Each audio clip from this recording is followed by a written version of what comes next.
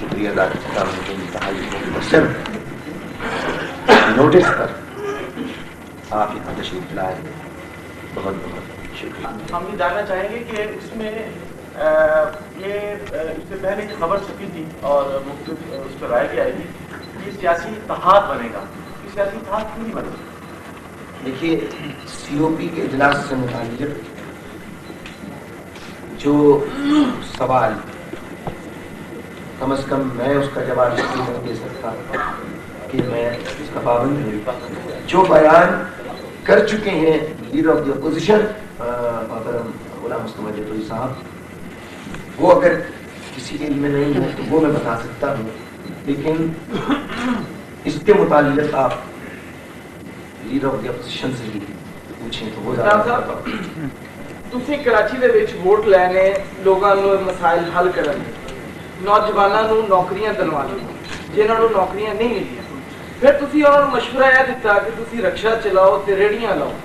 ਤੇ ਕੀ ਉਹ ਇਹ ਕੰਮ ਪਹਿਲੇ ਨਹੀਂ ਕਰ ਸਕਦੇ؟ دیکھیے بھیا، یہ رکشہ چلانے، ٹیکسی چلانے اور ریڑھی لگانے کے درس پہ پہلی بات تو یہ ہے کہ ناراض یا غصہ ہونے کی ضرورت نہیں، نہ الرجک ہونے کی ضرورت، کیونکہ یہ محنت کا کام ہے اور محنت کی کسی کام کو کرتے مشکل محسوس نہیں کرنی چاہیے۔ بے روزگاری اپنی انتہا کو ہے، اپنے عروج پر ہے، اور ملک میں صنعتی ترقی ہو، حکومت کے تحت چلنے والے ادارے ہوں، اس کا سلسلہ سال بسال جس تناسب سے اضافہ ہونا چاہیے وہ نہیں ہوا۔ نتیجہ یہ کہ افراد بڑھتے رہے، گریجویٹ پڑھ پڑھ کے نکلتے رہے، ادارے اپنی جگہ جتنے تھے اتنے ہی رہے، تو ملازمتوں کا یقیناً بھگتان تو ہوگا، بے روزگاری میں اضافہ تو ہوگا، اور بہت ساری باتیں ہیں جو بے روزگاری کا سبب ہے۔ اب ایک بے روزگار آدمی خالی وقت میں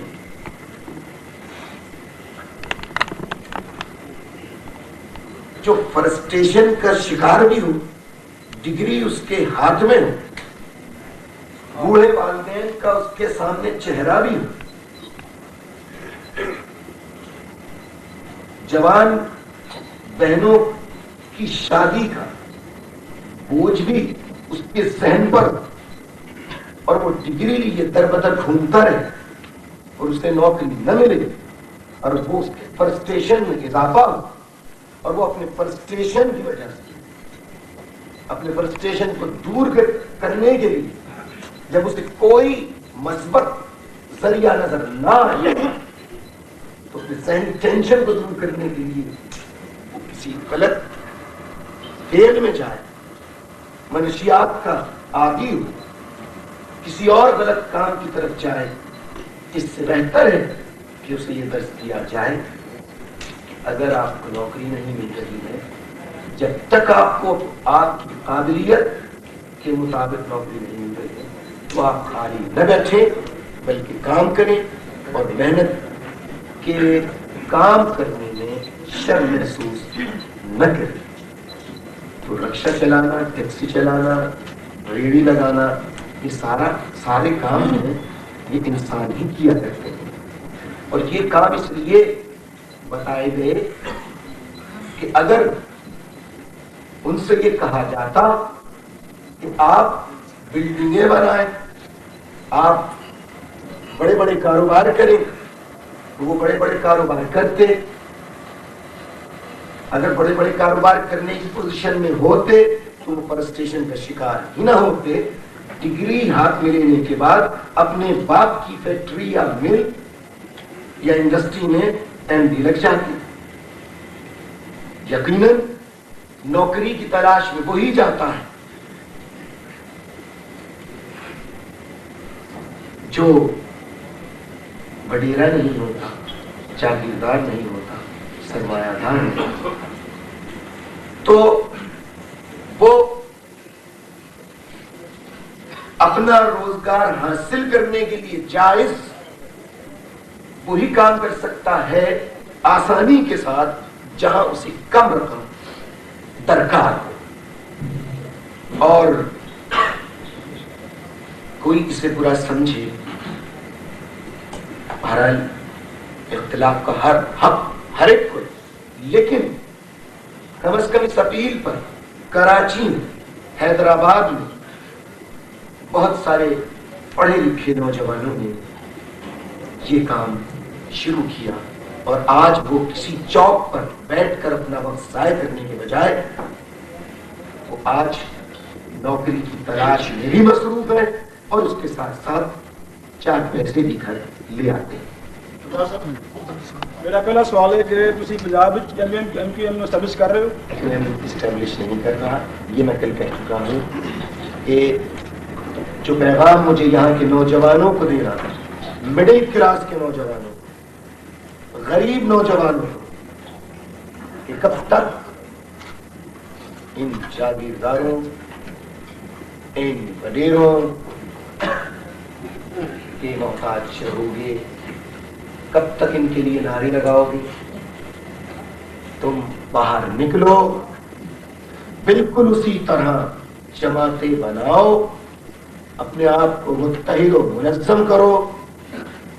اور اپنی قیادتیں اپنی صفوں میں سے نکالو، اپنے علاقوں میں سے ایسے لوگوں کو منتخب کر کے بھیجو جو تمہارے علاقوں میں رہتے ہوں، جو تمہارے مسائل جانتے ہوں۔ ظاہر ہے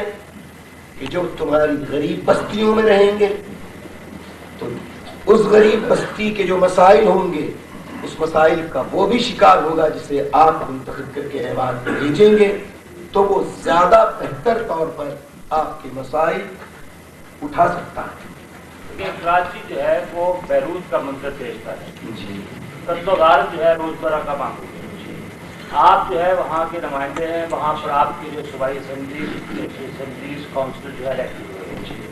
کیا آپ ان حرکات پر روشنی ڈال سکتے ہیں یا ان عناصر کی نشاندہی کر سکتے ہیں جو اس قتل و غارت کے پیچھے ہیں؟ ایک بات۔ دوسری بات یہ ہے کہ کچھ عرصہ پہلے یہ خبر آئی تھی کہ ایم کیو ایم ایک دہشت گرد تنظیم ہے، اور اس کے حوالے سے یہ سوال کراچی کا جو ہے قتل و غارت کے آج کے حوالے سے نہیں ہو رہا۔ دیکھیے، ایم کیو ایم ایک دہشت گرد تنظیم ہے، یہ ایم کیو ایم پر الزام نہیں لگا۔ دنیا میں ازل سے آج تک جتنی بھی حق کی قوتیں میدان میں آئیں، انہیں دہشت گرد، ملک دشمن اور نہ جانے کن کن خطابوں سے نوازا گیا۔ ایم کیو ایم کا قصور ایم کیو ایم کی دہشت گردی ہے تو وہ یہ کہ ایم کیو ایم نے پاکستان کی 42 سالہ روایتی سیاست کو مکمل طور پر ختم نہیں کیا، لیکن کچھ حصوں میں اس کے خاتمے کا آغاز ضرور کر دیا۔ اس ملک کا فیوڈل سسٹم، اس ملک کا قبائلی نظام، اس ملک کی وڈیرا شاہی، اس ملک کی پیسے کی سیاست، اس کا قلع کما کیا ہے۔ ایم کیو ایم نے غریبوں کے نعرے نہیں لگائے، بلکہ ایم کیو ایم نے غریبوں کو ایوانوں میں بھیجا۔ ایم کیو ایم نے غریبوں کی عملاً مدد کی، اور یہ بھی ایم کیو ایم چیلنج کرتی ہے کہ 42 سالہ تاریخ میں عملی طور پر جتنی ایم کیو ایم نے غریبوں کی پریکٹیکل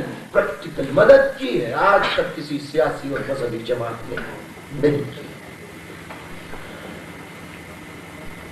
اب جس ملک کا سسٹم جاگیردارانہ اس فرسودہ نظام میں جکڑا ہوا ہو، تو جب وہاں پر غریب علاقوں سے غربت سے قیادت جنم لے گی تو کبھی پیسے والا اس قیادت کو ابھرنے نہیں دے گا۔ نہیں کون چاہے؟ ہمارے یہاں نہیں بلکہ دنیا میں جہاں کہیں بھی غریب طبقوں سے مڈل کلاس سے یہ قیادتوں نے جنم لیا. اس وقت کی جابر قوتوں نے حاکم قوتوں نے اس حق کی آواز کو دبانے کی کوششیں کی. صرف کوششیں نہیں بلکہ مظالم کی انتہا کر دی. اب یہ پیغام ایم کیو ایم کا, یہ عمل ایم کیو ایم کا, غریب تو پنجاب میں بھی ہے, غریب تو سرحد میں بھی ہے, غریب تو بلوچستان میں بھی, غریب تو پنجاب میں بھی ہے, پورے پاکستان میں غریب ہے. اب یہ عمل, یہ پیغام سرحد کے غریبوں تک, پنجاب کے غریبوں تک, بلوچستان کے غریبوں تک پہنچے, اور وہ بھی تمام سیاسی روایتوں کو توڑ کر